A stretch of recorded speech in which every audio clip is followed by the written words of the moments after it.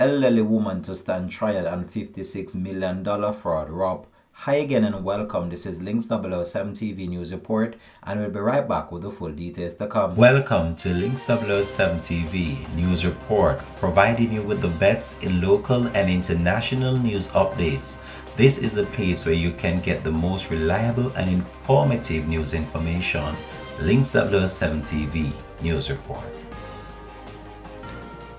Welcome back and thanks for joining us. This is Links 007 TV News Report. An elderly woman is accused of defrauding her former employers of $56 million, is expected to stand trial in the St. Catherine Parish Court on February 26, 2024. The accused has been identified as Delcita Bachelor, a retired cashier who was employed to the Worthy Park estate in St. Catherine and had her bail extended when she appeared in the parish court on Thursday.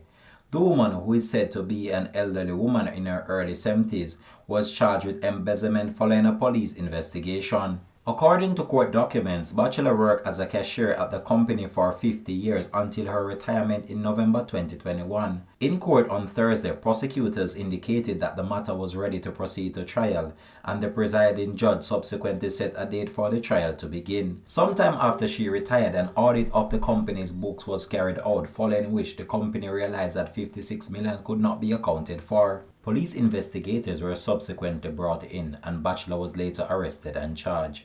Links 007 TV will continue to track this story and have more details to come on this in a later newscast. Thanks for watching.